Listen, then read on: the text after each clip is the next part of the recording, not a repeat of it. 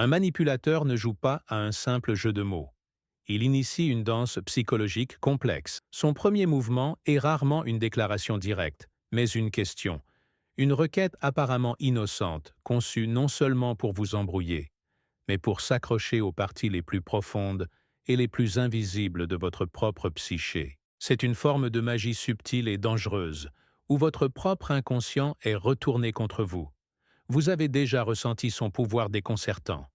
Une conversation qui vous laisse épuisé, fragmenté ou enveloppé d'un brouillard de doutes de soi, même lorsque vous ne pouvez pas logiquement expliquer pourquoi. C'est l'art du manipulateur psychologique. Il n'opère pas avec la force brute, mais en projetant ses propres ombres sur vous, en vous entraînant dans un drame inconscient où l'on vous attribue un rôle que vous n'avez jamais accepté de jouer. Ce n'est pas un phénomène moderne. Le grand psychologue des profondeurs Carl Jung a consacré sa vie à cartographier ces territoires cachés de l'esprit humain. Il nous a appris que les forces les plus dangereuses ne sont pas celles qui nous attaquent de l'extérieur, mais celles qui surgissent des ténèbres non reconnues en nous. Un manipulateur confronte rarement votre esprit conscient de front. Au lieu de cela, il murmure à vos insécurités. Il active vos blessures cachées et il exploite les parties de vous-même que vous n'avez pas encore rencontrées. Ce sont des maîtres de la projection. Aujourd'hui, nous allons voyager dans ce monde souterrain de l'interaction humaine, non seulement pour exposer leurs tactiques, mais pour comprendre les dynamiques psychologiques en jeu. Nous allons éclairer les 5 questions les plus puissantes que les manipulateurs utilisent pour détourner votre psyché, et nous vous armerons de la sagesse de la psychologie jungienne pour non seulement vous défendre, mais pour transformer ces rencontres en opportunités profondes pour votre propre croissance. À la fin de notre temps ensemble, vous ne serez plus une marionnette dans leur jeu inconscient. Vous serez celui qui tient la lampe, capable de voir les ombres pour ce qu'elles sont, à la fois les leurs et les vôtres, et ce faisant, vous récupérerez le terrain sacré de votre propre âme. Avant de pouvoir apprendre à naviguer dans les arts sombres du manipulateur, vous devez d'abord vous embarquer dans le voyage le plus important de tous, le voyage intérieur. Le but n'est pas de construire une forteresse impénétrable contre le monde, car une vie vécue dans une forteresse est une vie vécue dans une prison. Au lieu de cela, le but est de cultiver une connexion profonde et inébranlable avec votre propre centre de régulation, ce que Jung appelait le soi. Le soi est votre boussole intérieure, la totalité de votre esprit conscient et inconscient, le noyau sage et ancien de votre être qui connaît le chemin vers votre propre intégrité. Toute la stratégie du manipulateur est conçue pour rompre votre connexion à cette boussole, pour vous faire douter de ses conseils et suivre plutôt sa voie. Pour renforcer cette connexion, vous devez d'abord vous familiariser avec votre propre ombre. L'ombre est tout ce qui est en vous que vous avez refoulé, renié et refusé de reconnaître. Vos peurs, vos insécurités, vos vulnérabilités et vos forces cachées. Ce n'est pas le mal, c'est simplement inconscient. Le manipulateur, qui est presque toujours profondément déconnecté de sa propre ombre, devient un expert pour repérer la vôtre. Il utilisera vos faiblesses non reconnues contre vous. Par conséquent, le premier acte de défense est le courage de se tourner vers l'intérieur et de commencer le processus d'intégration de votre propre ombre. C'est le travail d'individuation, le voyage de toute une vie pour devenir un individu complet, conscient et intégré. Ces rencontres douloureuses avec des manipulateurs ne sont pas des attaques aléatoires, ce sont des invitations de la psyché. Ce sont des opportunités d'amener une partie cachée de vous-même à la lumière de la conscience. Ce travail intérieur est ancré par une pratique de profonde conscience de soi. Lorsque vous ressentez cet hameçon familier et troublant d'une question manipulatrice, la clé n'est pas de réagir, mais de tourner votre attention vers l'intérieur. C'est plus qu'une simple pause pour réfléchir.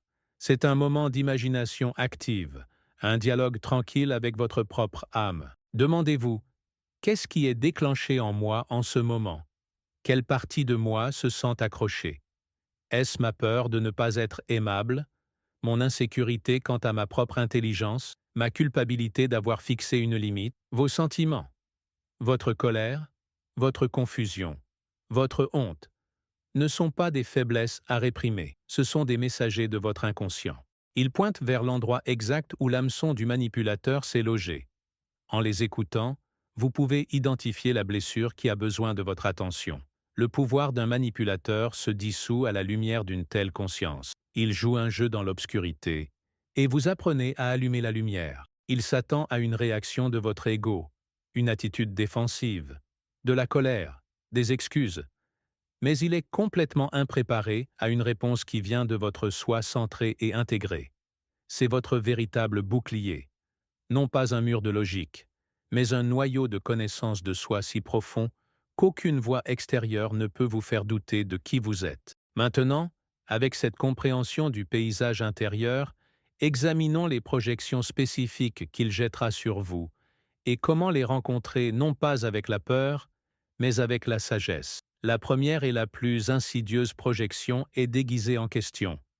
Pourquoi es-tu si sensible? C'est l'outil classique de la personne qui est terrifiée par son propre monde intérieur. C'est un acte profond de projection de l'ombre. Le manipulateur, ayant refoulé et renié sa propre capacité à ressentir, sa vulnérabilité et son intuition, ne peut tolérer de voir ses qualités en vous. Votre sensibilité est un miroir qui lui renvoie les parties mêmes de sa psyché, qu'il a enfermées dans son inconscient personnel. Son attaque contre vous est en fait une attaque contre lui-même. Il ne dit pas vraiment que vous êtes faible. Il hurle qu'il ne peut supporter la faiblesse perçue au sein de sa propre âme. Ce qu'il appelle sensibilité est, en termes jungiens, votre connexion inestimable à votre fonction de sentiment, votre intuition. La partie de vous qui perçoit la vérité sous la surface des mots. C'est l'antenne de votre psyché, captant les énergies subtiles et les intentions non exprimées dans une pièce. Pour le manipulateur, cette antenne est une menace car elle peut détecter sa tromperie. Par conséquent, son objectif principal est de vous convaincre de la casser, de croire que votre plus grand don de perception est un défaut. Pensez à un partenaire qui, lorsque vous sentez que quelque chose ne va pas, ricane et dit « Tu imagines toujours des choses. Pourquoi es-tu si sensible ?» Il essaie désespérément d'invalider votre intuition parce qu'elle s'approche trop de ses secrets. Ou considérez le patron qui rejette vos préoccupations éthiques concernant un projet avec un ton condescendant, qualifiant votre boussole morale de simple hypersensibilité. Il a besoin que vous doutiez de votre système de guidance intérieure, afin que son propre programme puisse se dérouler sans contrôle. La réponse sage n'est pas de défendre votre sensibilité, mais de la revendiquer comme une source de force et de perspicacité. Vous ne vous engagez pas selon ces termes. Au lieu de cela, vous pouvez calmement tenir bon et déclarer « Ma capacité à ressentir les choses profondément est la façon dont je navigue dans le monde. Elle me dit quand quelque chose n'est pas aligné. » Ensuite, vous pouvez tenir le miroir à sa projection avec une question calme et puissante. Qu'est-ce qui, dans ma perception, vous met si mal à l'aise? Cette réponse est un acte puissant d'intégration. Vous vous appropriez consciemment une partie de vous-même qui l'a reniée. Vous refusez d'accepter son ombre projetée comme votre propre réalité. Vous démontrez que vous n'avez pas peur des profondeurs mêmes, qu'il n'ose pas explorer en lui-même. Cet acte de possession de soi le laisse avec sa projection dans ses mains, le forçant à, ne serait-ce qu'un instant, affronter la chose même qu'il essayait de projeter sur vous. Lorsque le manipulateur ne peut pas rompre votre connexion à votre propre intuition, il essaiera de vous absorber dans son propre champ psychologique. Il tentera de créer ce que Jung appelait une participation mystique, un état inconscient de fusion où votre identité individuelle se dissout, et vous devenez une simple extension de sa volonté. La question qu'il utilise pour initier cet état de fusion psychique est « Tu me fais confiance, n'est-ce pas ?» Cette question ne concerne pas la confiance véritable, qui se construit entre deux individus entiers et séparés. C'est une demande que vous abandonniez votre ego conscient, votre pensée critique et vos limites personnelles, et que vous fusionniez avec lui dans un état d'accord aveugle et inconscient. Il vous demande d'abandonner votre propre individuation et de participer à son drame en tant que personnage de soutien. Une relation saine, qu'elle soit personnelle ou professionnelle, nécessite deux personnes distinctes et individuées, qui peuvent se relier l'une à l'autre à partir d'un lieu de choix conscient. Cette question est une tentative de contourner complètement ce choix conscient. Considérez le leader charismatique d'un groupe qui, lorsqu'on l'interroge sur ses méthodes, met un bras autour de celui qui pose la question et dit chaleureusement « Nous sommes une famille ici. Tu me fais confiance, n'est-ce pas ?»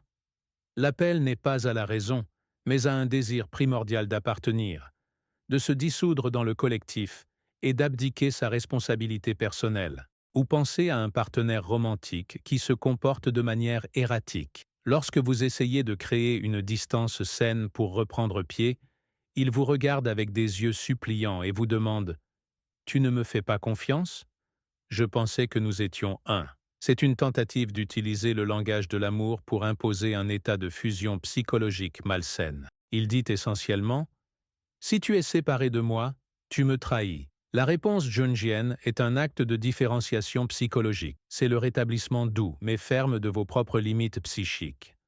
Vous n'avez pas besoin d'être dur ou accusateur. Vous pouvez simplement énoncer la vérité de ce qui est requis pour une connexion saine. La confiance est quelque chose qui grandit entre deux personnes qui respectent le jugement individuel de l'autre. Ensuite, vous affirmez calmement et clairement votre propre souveraineté. J'honore mon propre processus de compréhension des choses. Je ne peux pas externaliser cela à qui que ce soit d'autre. Cette réponse est révolutionnaire. Vous refusez de fusionner. Vous insistez sur votre propre séparation et intégrité psychologique. Vous communiquez que vous vous relierez à lui à partir du centre de votre propre soi, et non comme une extension docile de son ego. Pour un manipulateur qui compte sur l'enchevêtrement, cette possession de soi calme est déroutante. Vous refusez de jouer au jeu de la fusion, et ce faisant, vous préservez l'espace sacré requis pour votre propre individuation. Lorsque vous refusez de voir votre intuition invalidée, et que vous résistez à être entraîné dans une fusion inconsciente, le manipulateur tournera souvent son ombre contre vous, avec toute sa force. Il projettera sa propre culpabilité, sa tromperie ou ses ténèbres intérieures sur vous, vous jetant dans le rôle du méchant. La question tranchante et défensive qu'il utilise pour cela est « Tu m'accuses de quelque chose ?» C'est l'une des formes les plus directes et les plus puissantes de projection de l'ombre. Le manipulateur, incapable ou peu disposé à faire face à ses propres transgressions, rejette littéralement cette partie de lui-même et l'attache à vous. Vous devenez le réceptacle de sa culpabilité non reconnue. En vous transformant en accusateur, il est capable de s'engager dans une bataille familière. Il ne vous combat pas vraiment. Il combat son propre critique intérieure, sa propre conscience, une partie de sa psyché qu'il a externalisée et qu'il voit maintenant sur votre visage. Votre question calme a par inadvertance activé son tumulte intérieur, et il essaie maintenant de faire de vous la source de ce tumulte. Imaginez que vous demandez à votre partenaire des explications sur une charge mystérieuse, sur un relevé de carte de crédit. Au lieu d'une simple explication, il explose en disant « Quoi ? Je suis ton agent de probation maintenant. Tu m'accuses de quelque chose ?» Dans ce moment, sa propre culpabilité ou son anxiété financière est projetée sur vous. Vous n'êtes plus un partenaire posant une question raisonnable. Vous êtes maintenant le persécuteur de son propre drame intérieur. Le but est de vous impliquer tellement dans la défense contre l'étiquette de accusateur que vous oubliez complètement la question initiale. Il veut vous entraîner dans son tribunal intérieur, où vous êtes celui qui est jugé. Le chemin jungien n'est pas de s'engager dans son drame de tribunal. C'est de refuser le rôle qu'il vous a assigné. C'est de lui rendre calmement la projection. Lorsqu'il rétorque « Tu m'accuses de quelque chose ?» vous devez résister à l'envie de dire immédiatement « non ».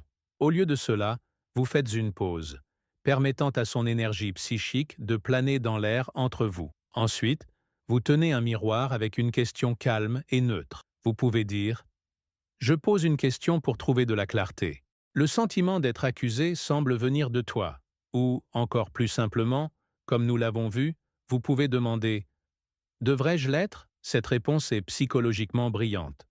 Vous n'acceptez pas la projection, vous l'observez et la reflétez. Vous dites essentiellement « Cette énergie d'accusation ne m'appartient pas. Elle semble t'appartenir. Parlons-en. » Une personne innocente pourrait être momentanément confuse, mais réalisera rapidement que vous ne l'attaquez pas. Une personne coupable, cependant, sera psychologiquement acculée. Vous avez refusé de porter son ombre, et maintenant, il est laissé seul avec elle. Vous avez transformé son attaque en une opportunité pour lui de voir son propre reflet. Un moment puissant et souvent terrifiant pour quelqu'un qui vit dans un état de projection. Lorsqu'un manipulateur échoue dans ses projections les plus agressives, il se replie souvent derrière un masque soigneusement construit, ce que Jung appelait la persona. La persona est la version idéalisée de nous-mêmes que nous présentons au monde. Pour un manipulateur, la persona est tout. C'est une coquille fragile et creuse de perfection qui cache le chaos de son monde intérieur. Il défendra ce masque avec une intensité féroce. Et la question qu'il utilise pour le faire est empreinte d'une fausse blessure. Est-ce que je te mentirais? Ce n'est pas une question sur la réalité.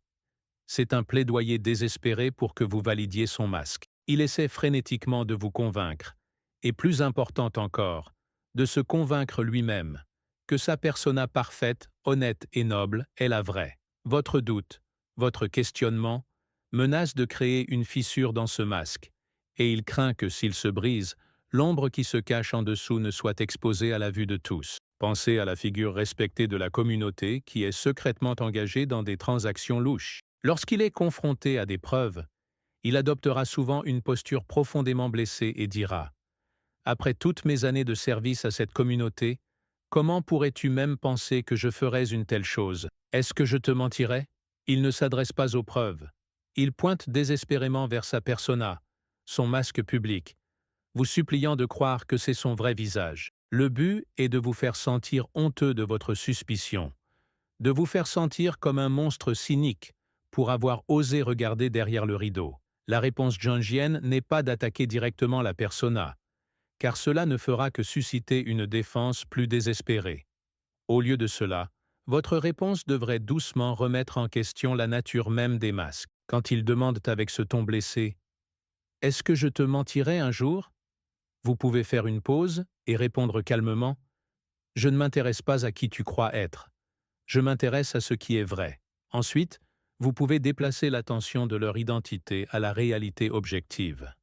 La question n'est pas de savoir quel est ton caractère. La question est de savoir comment donner un sens à ces faits.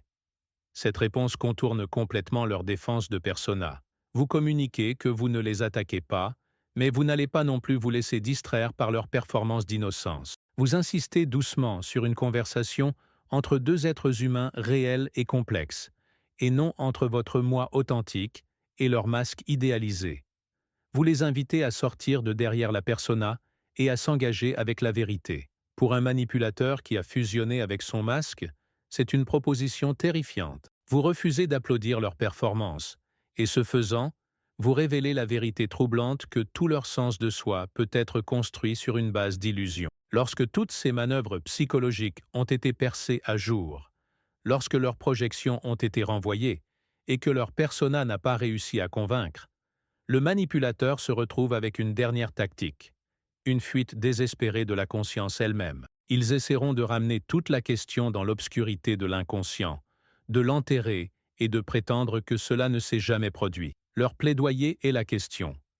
Ne pouvons-nous pas simplement passer à autre chose? Ce n'est pas un désir sincère de guérison ou de résolution. C'est une retraite terrifiée de la lumière de la conscience. Jung enseignait que ce que nous refoulons et refusons d'affronter ne disparaît pas simplement. Cela s'envenime dans l'ombre, gagne en énergie et finit par éclater de manière plus destructrice par la suite. Le désir du manipulateur de passer à autre chose est un désir d'enterrer des éléments psychologiques toxiques en espérant qu'ils se décomposeront et seront oubliés. Mais la psyché ne fonctionne pas de cette façon.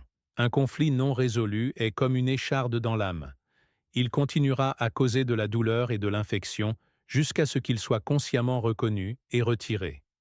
Pensez à une famille qui refuse de parler d'un traumatisme passé. Toute tentative de le soulever se heurte à « c'était il y a si longtemps ». Pourquoi ne pouvons-nous pas simplement passer à autre chose et être heureux? Ils ne choisissent pas le bonheur. Ils choisissent le refoulement. Ils essaient de construire un avenir sur une base pourrie. Et le traumatisme non reconnu continuera de les hanter sous forme d'anxiété, de dépression et de relations dysfonctionnelles. Passer à autre chose, sans intégration, n'est pas une guérison. C'est une amputation. C'est couper une partie de votre histoire commune et prétendre qu'elle n'existe pas. La voie jungienne est d'insister sur la conscience comme seul véritable chemin vers la guérison. La réponse à « ne pouvons-nous pas simplement passer à autre chose ?» n'est pas de prolonger le combat, mais de plaider pour une véritable résolution. Vous pouvez dire calmement et avec compassion « Nous ne pouvons pas vraiment passer à autre chose tant que nous n'avons pas compris ce qui s'est passé. Sinon, nous ne faisons que prétendre. Ou, plus directement, je ne suis pas disposé à enterrer cela dans l'obscurité. La véritable guérison ne peut se produire qu'à la lumière de la compréhension. C'est une position courageuse. Vous refusez de participer à un déni partagé. Vous insistez sur le fait que la seule voie à suivre est de traverser. Vous agissez en tant qu'agent de la conscience, non seulement pour vous-même, mais pour la santé de la relation ou du système dans lequel vous vous trouvez. Vous communiquez que votre objectif n'est pas la punition, mais la plénitude, et que la plénitude n'est possible que lorsque la vérité, dans toute sa complexité, est mise en lumière et intégrée à l'histoire de vos vies. Vous possédez maintenant une carte de ces territoires psychologiques sombres et déroutants. Vous avez la lampe de la conscience pour éclairer le chemin. Vous comprenez les mouvements du manipulateur non pas comme de simples astuces, mais comme les projections désespérées et inconscientes d'une âme fragmentée. Et vous avez les outils pour répondre non pas à partir d'un lieu de peur ou de réaction, mais à partir du centre calme et intégré de votre propre être. Ce voyage est bien plus que simplement se défendre contre les personnes difficiles. Chacune de ces rencontres est une opportunité alchimique. Le manipulateur, dans sa tentative de projeter son ombre de plomb sur vous, vous a, par inadvertance, remis la matière première pour créer votre propre or psychologique. Leurs attaques deviennent le catalyseur même de votre propre individuation. En étant forcé de définir vos limites, vous découvrez votre propre forme. En devant faire confiance à votre intuition, vous renforcez votre connexion à celle-ci. En faisant face à leur obscurité projetée, vous trouvez le courage d'affronter la vôtre. Vous avez appris à transformer ces interactions douloureuses de blessures en sagesse. Vous n'êtes plus une victime dans leur drame inconscient. Vous êtes un alchimiste dans le laboratoire de votre propre âme. Le but ultime de ce travail est d'arriver à un endroit où vous êtes si profondément enraciné dans votre propre vérité, si profondément connecté à votre propre soi sage, que les jeux des manipulateurs n'ont plus de crochet pour s'accrocher. Votre paix intérieure devient inébranlable, car elle ne dépend pas de l'approbation ou du comportement de qui que ce soit d'autre. Vous comprenez que la seule personne dont vous êtes vraiment responsable est vous-même. Un esprit conscient de ses propres profondeurs ne peut être conquis par les ombres d'un autre. Vous n'êtes pas froid de chercher la vérité. Vous n'êtes pas difficile d'avoir des limites. Vous n'êtes pas paranoïaque d'écouter votre intuition. Vous êtes engagé dans le travail sacré et permanent de devenir entier. Si ce voyage vers la plénitude vous appelle, alors honorez cet appel. Partagez cette sagesse avec ceux qui peuvent être perdus dans le brouillard de la manipulation. Et comme un acte final et puissant d'engagement envers votre propre chemin, déclarez votre allégeance ultime. Énoncez les 3 mots qui affirment votre souveraineté psychologique. Je réponds à mon soi.